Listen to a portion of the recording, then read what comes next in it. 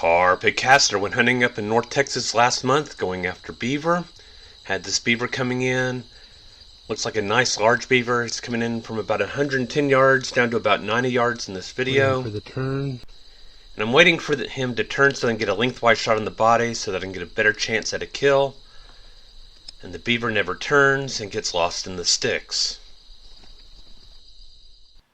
Once again, I'm back at it with the D&T Optics ThermNight TNC225R Multi-Spectral Optic on a 6.5 Grindle with a silencer Co-Omega suppressor and a brass catcher by Tactical Brass Recovery.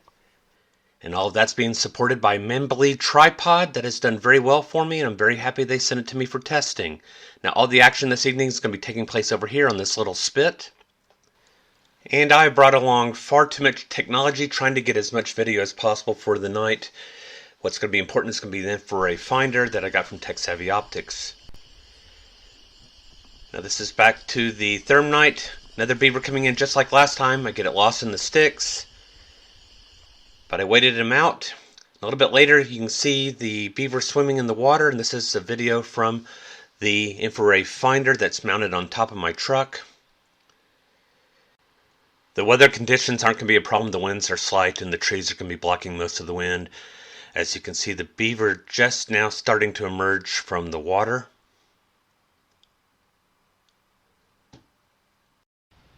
Where I am right now would not be too bad of a place to be shooting from if not for the boat being directly behind the beaver.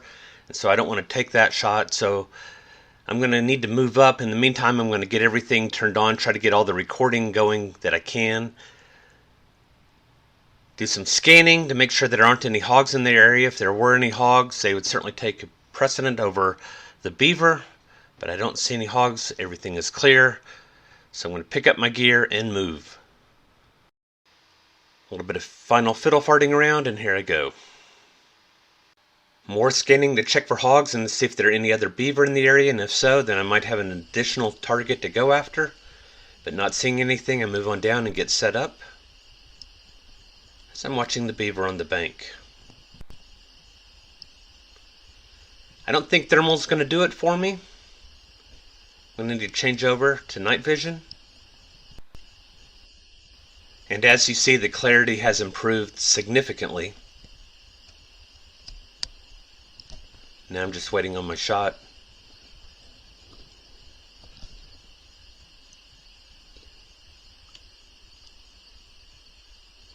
Alright, here we go. Good sound of impact. Got a beaver down, he's gone into lockup. You can see his tail outlined here as he's locked up.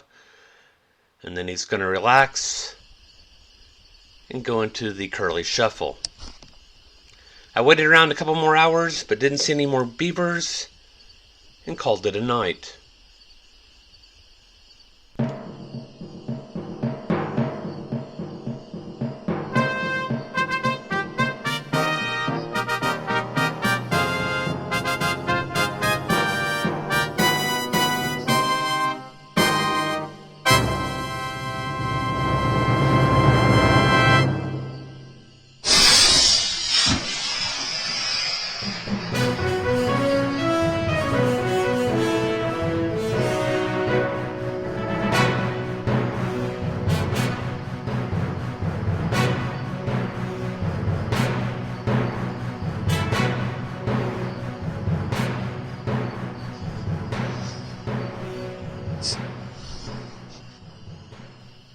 Carpe sus, my friends.